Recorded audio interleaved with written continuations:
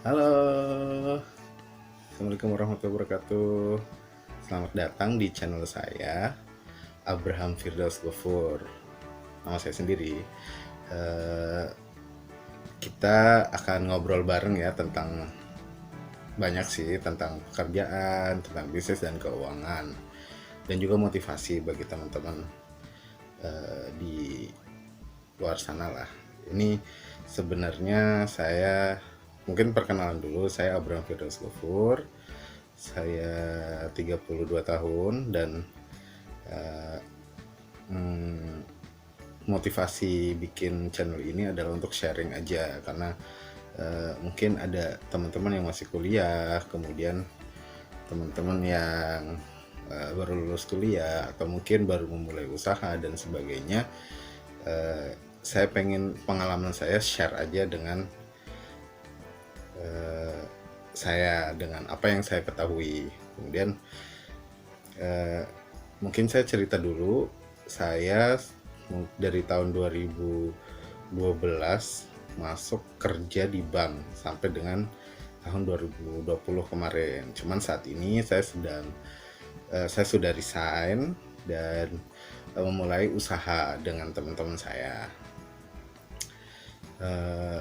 Nah, kali ini untuk video kali ini kita akan bareng-bareng atau saya akan sharing pengalaman gimana sih cara masuknya. Dulu itu waktu di zaman saya lulus tahun 2011 ya. Itu ya untuk saya pribadi sangat minim yang mengarahkan lah. Saya mau kerja apa? Saya jurusan akuntansi ya di UIN Syarif Hidayatullah Jakarta. Saya rata-rata sih teman-teman kuliah saya itu ke kantor akuntan publik atau jadi finance ini. Cuman waktu itu saya kok semua orang ke sana gitu, pengennya ya, magangnya juga ke sana, ini juga ke sana. Akhirnya saya memberanikan dirilah. Waktu itu saya nanya senior bagaimana kalau saya pengen kerja di salah satu industri keuangan. Dan waktu itu saya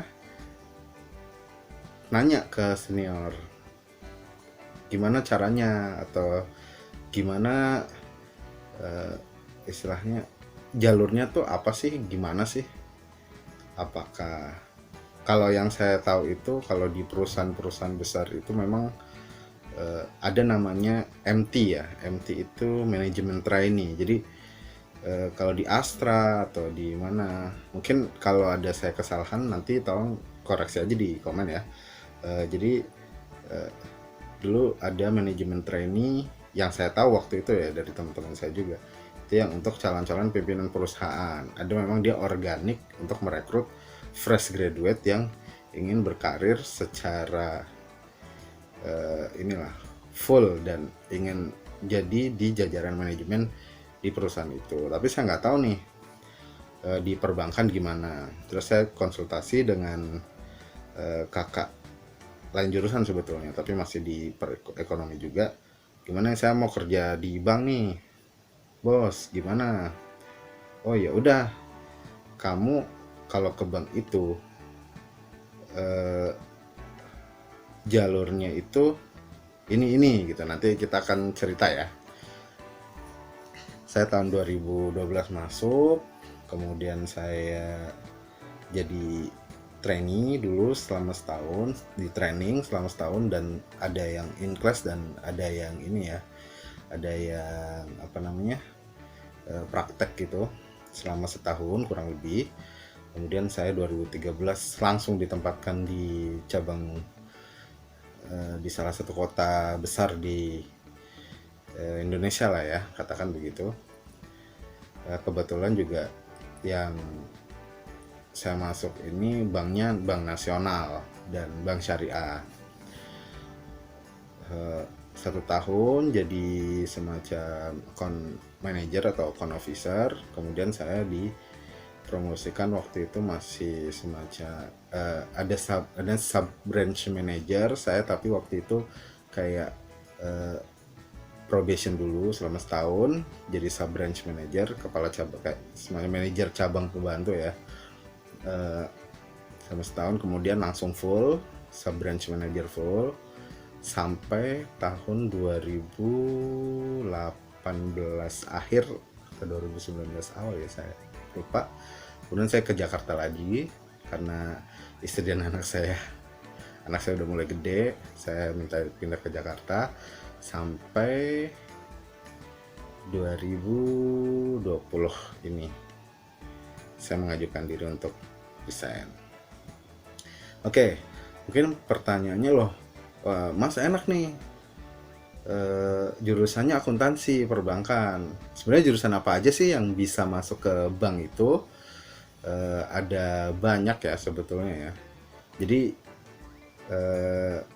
mungkin hampir, kecuali kayak hampir semua lah, tidak ada, semua bank hampir menerima semua jurusan. Teman saya seangkatan itu ada yang bahasa Arab, ada yang jurusan sastra Arab ya, kemudian jurusan pendidikan kalau nggak salah apa ya, kemudian jurusan apa lagi ya, MIPA, kesehatan masyarakat, bahkan bisa masuk. Itu nggak ada batasan,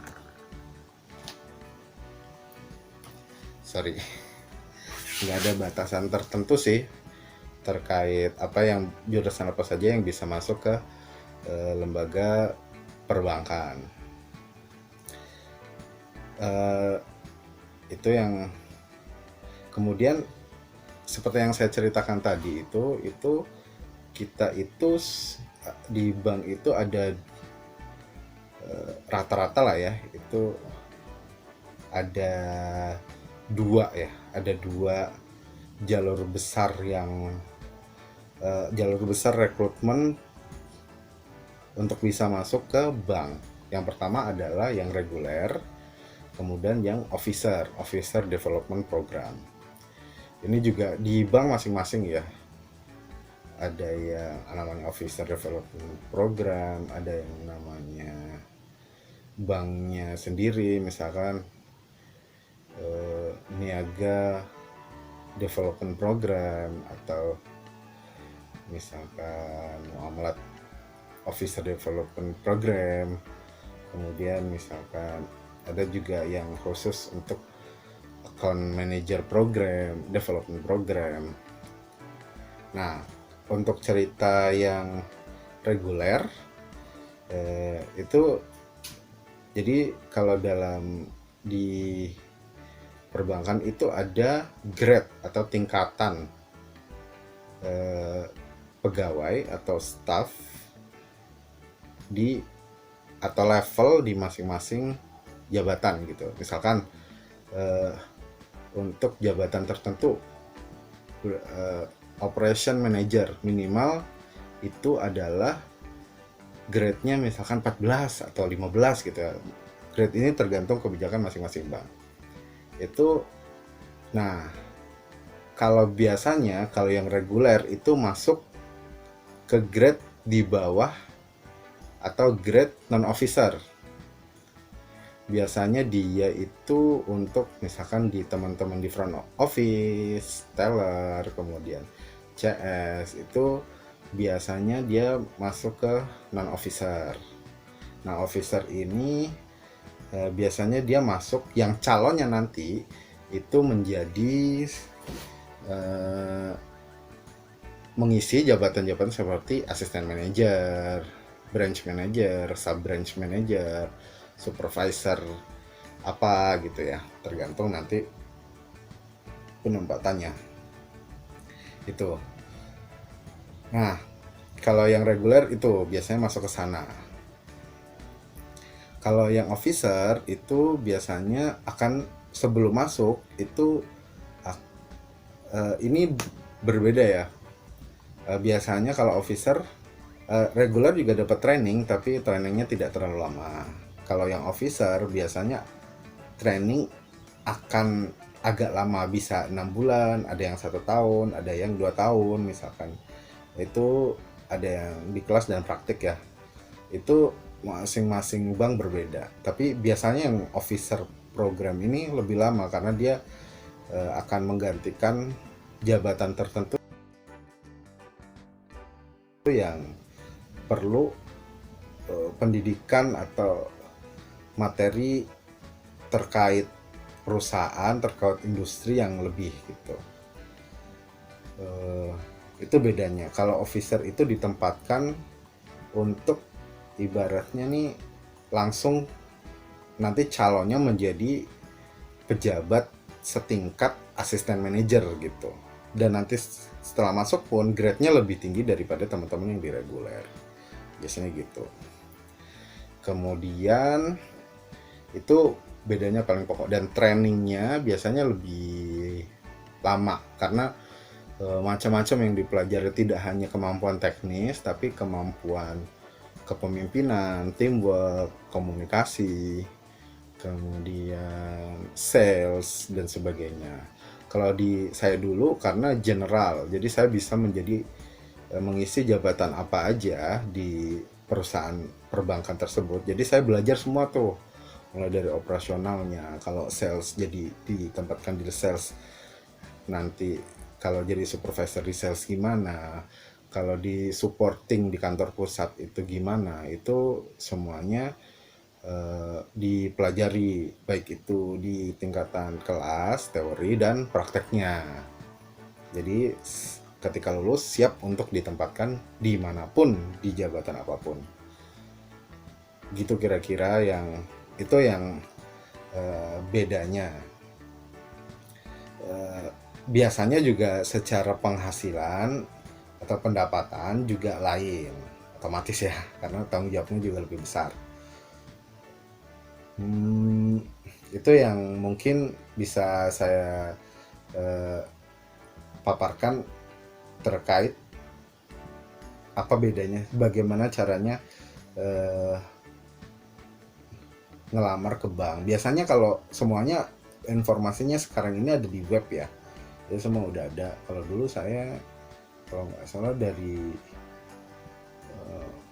web, apa dikasih tahu teman, kemudian saya ikut kayak semacam eh, expo untuk itu ya, saya daftar gitu, saya expo, saya dipanggil, dan itu berlapis-lapis. Oh ya, untuk eh, tips and trick untuk bisa masuknya itu, yang pertama pasti yang akan dijalani biasanya sih dari masing-masing bank. Saya udah beberapa mencoba ya, di bank BUMN maupun swasta murni itu ada yang bahasa Inggris duluan, ada yang psikotes duluan, ada yang wawancara duluan. Kalau yang saya masuk, saya psikotes dan wawancara awal, sama pengetahuan terkait ya karena itu perbankan syariah jadi Islam lah dikit lah. Kemudian berarti yang perlu dikuatkan adalah psikotes bahasa Inggris. Itu sih rata-rata itu ada. Caranya gimana? Latihan bahasa Inggris, latihan ngegarap soal dan sebagainya. Karena bahasa Inggris itu biasanya ada yang tulis, nanti ada lagi yang wawancara bahasa Inggrisnya. Rata-rata ada wawancara bahasa Inggrisnya. Hmm, dilatih aja. Kan sekarang via Google, via YouTube ya, udah gampang untuk dipelajari. Kemudian psikotes juga sama, banyak soal-soal yang apa adalah di internet gitu, teman-teman bisa coba. Itu kalau itu dua itu, dan mungkin mental sih. Eh, semuanya itu latihan sih kalau saya sih, latihan.